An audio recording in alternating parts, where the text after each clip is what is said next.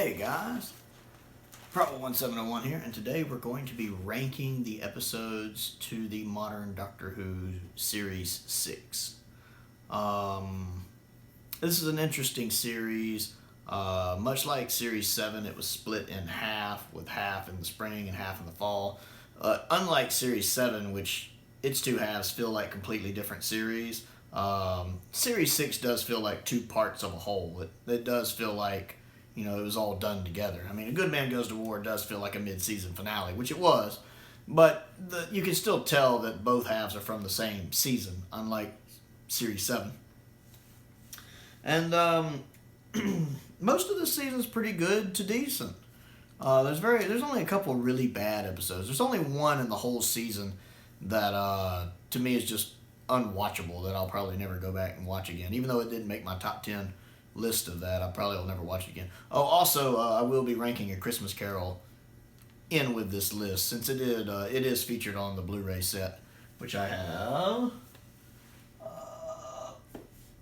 right here, and I have a review for that set up if you'd like to look at it. It's a very beautiful still book. Sophie has done a good job with the art, as she always does when she does one.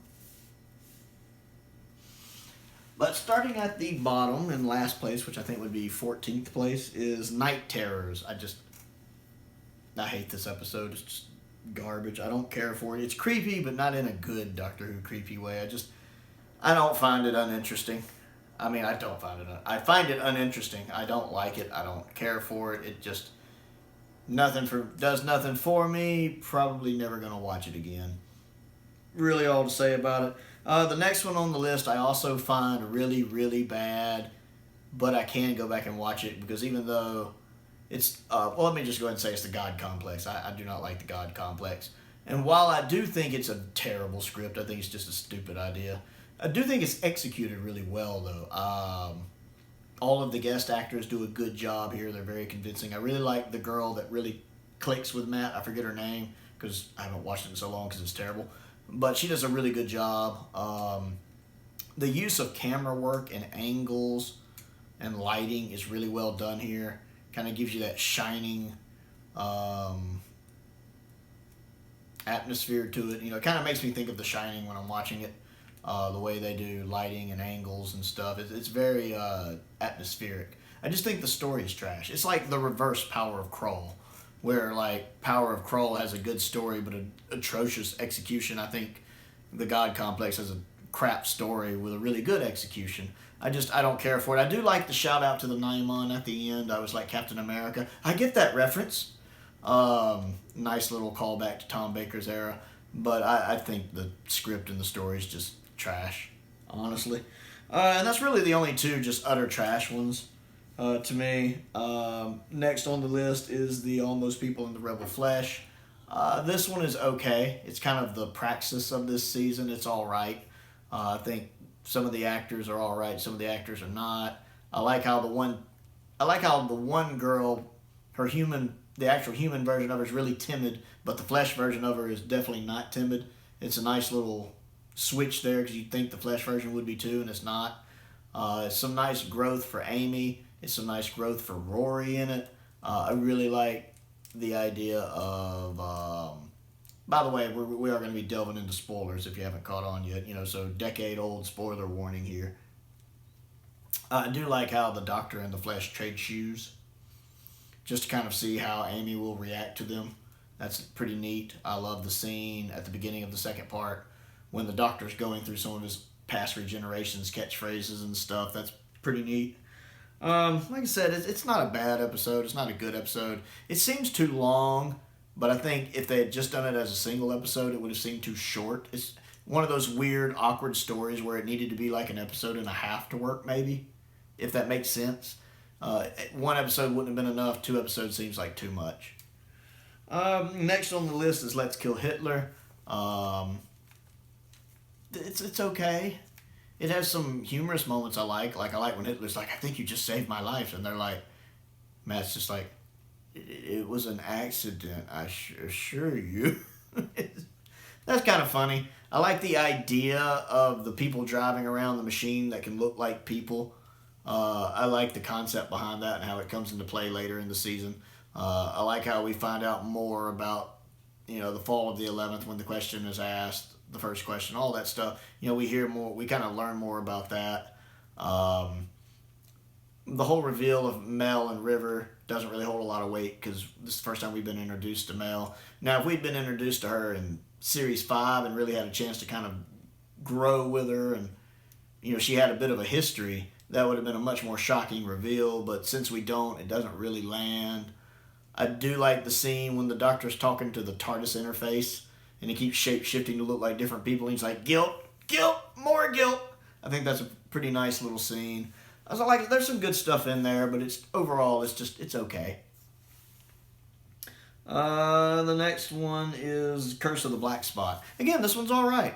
This was one I can enjoy. I don't watch it a lot, but every now and then I like to sit down with it. Or if I'm, I've had a couple people I've dated who have been either Doctor Who fans or getting into Doctor Who, and we'll be going through a Doctor Who run, and we'll get to this episode, and I'll be happy to get to it and watch it again.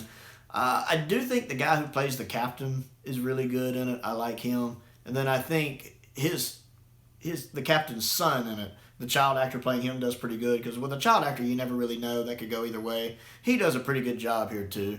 And I think both of those things makes the episode a little better.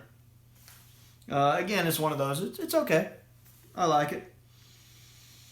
Next on the list is The Wedding of River Song. This one really does take the everything but the kitchen sink approach. There's a lot going on in this story. There's a lot to keep up with. It takes a lot of twists, a lot of turns. I think I like it a little better than some people do. I know some people don't care for it.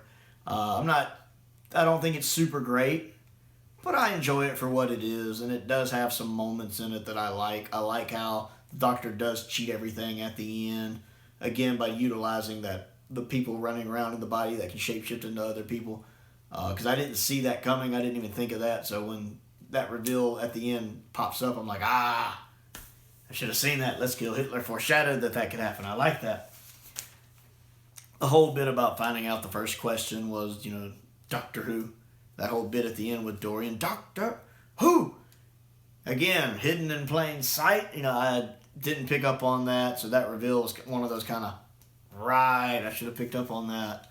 So this episode does do some things I like. Plus, I really like the guy who plays Churchill in this. I like him as an actor in general. He does a good Baron Vladimir Harkonnen, if not as good as the guy who does it in the 84 movie. But I really like him as Churchill, too, though. He does a good Churchill. So I like it. I think better than most. Next on the list is Closing Time. Now, this is a flawed episode, but I like it because I just like the dynamic that the 11th Doctor and Craig have. I just love when they interact. This one's not as good as The Lodger, but it's still fun. I mean, the ending is stupid, and, the Cybermen aren't treated the best in it, but they're not treated the worst either. The fact they get beat by love is really dumb. But I like the opening part of it before the credits. That's really, really spooky and neat. But really what sells it to me is the interactions between 11 and Craig. They're still fun. I love watching them talk and interact together, and it really brings this episode. I'm glad they brought Craig back for a second episode. Oh, hang on, I've got an app for that. I love that when he's fighting the Cybermat. And when they're talking to the baby, they're talking to Stormageddon, Alfie. He likes to be called Stormageddon. Yes. No, not Mom. Don't call him not Mom. I enjoy that. It's a fun episode. Like I said, it's not perfect. That's why it's not placed higher. But I do love it just for their interactions. Next on the list is... Okay, now we're moving into the really good ones. I think the top 5 here are the really, really good ones. And at number 5 is The Girl Who Waited. Really good story. Excellent writing. Excellent performances. Karen and Arthur are really good in this story. If they hadn't been just super on point, this story wouldn't have worked as well as it does. It's really, really good. And it does a lot to develop their characters. This really is Amy and Rory's episode with the Doctor just kind of being a guest character, honestly. It's very much their story. Although it's nice to see how older Amy is so bitter towards the Doctor at this point. That's pretty interesting to see. The makeup on the older Amy is really well done. It doesn't, I mean, it does look like an older Amy. It just doesn't look like makeup on her. They did a really good job of it. You know, you're not looking at it and going, ugh, like that looks Prometheus levels of bad. It doesn't. It looks very convincing. So I really like that one. I mean, I'm sure if you're watching this video, you've seen it. You know it's a good episode. Plus, I like the fact it's another planet with a tricky name to say. It's like Aphalapachian, you know, kind of like Rexicor I like that, Aphalapachian, or something like that. I enjoy that. Next on the list at number 4 is The Doctor's Wife.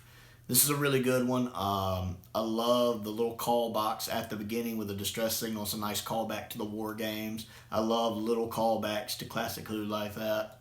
I like the villain in this, especially since, you know, he's pretty much just a voice. You know, there's no real physical form to him. It's just an entity. And whoever voices him does a really good job. He has a very menacing voice, which I like. Again, you see Amy and Rory kind of go through the ringer here and kind of get tortured, which really just in the end makes them stronger together. I love Matt in this one. He does a good job when he gets mad. I love some of the lines in it, like, you know, fear me, I've killed hundreds of Time Lords. Fear me, I've killed all of them. I love that.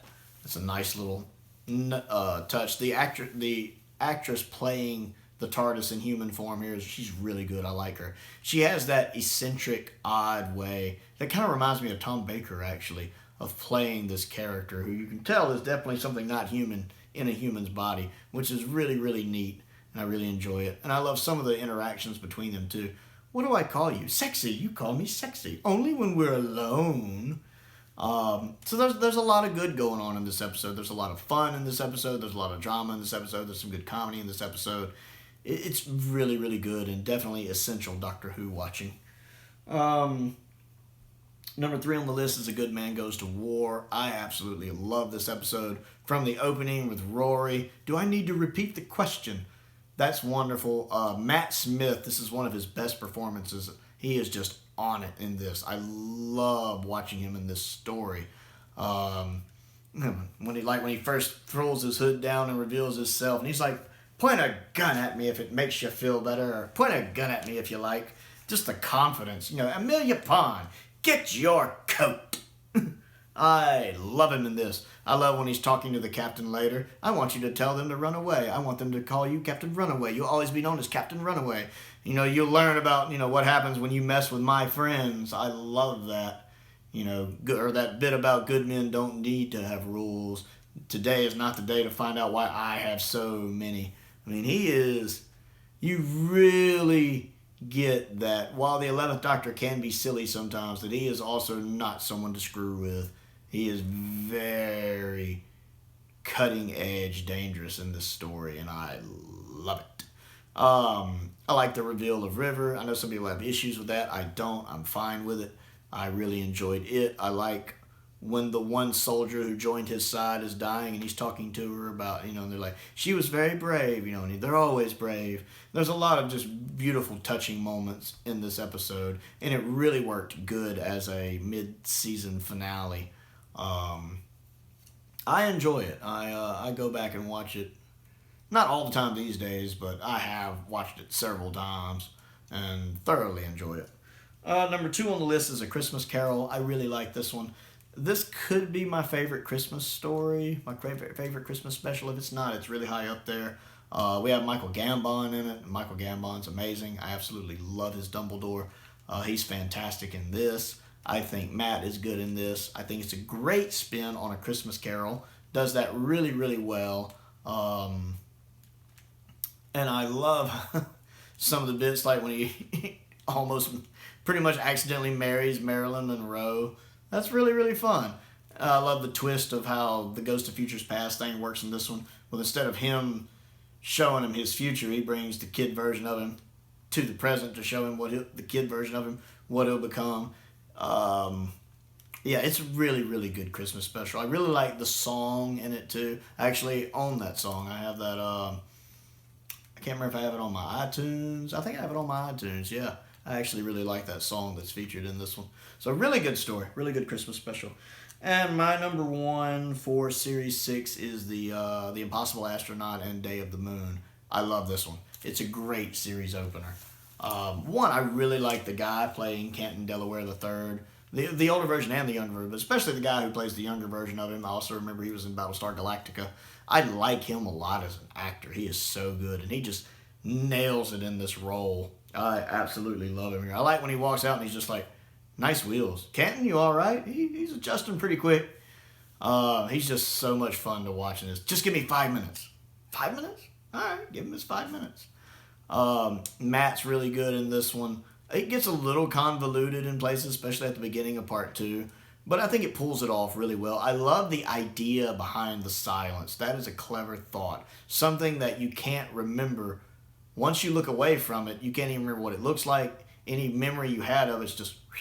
That's a clever idea. I'd have never thought of that. That's another really good Moffat idea. And I really like how these things kind of resemble the Slender Man legend. I'm sure that's not a coincidence.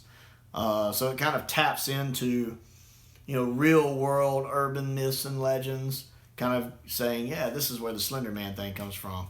I actually really, really like that. And the way the Doctor outsmarts them by hooking it up to the, what was it, Apollo 11, whichever Apollo one it was, where we went to the moon, with Neil Armstrong doing his famous speech about one small step for man. I love that. That's really clever.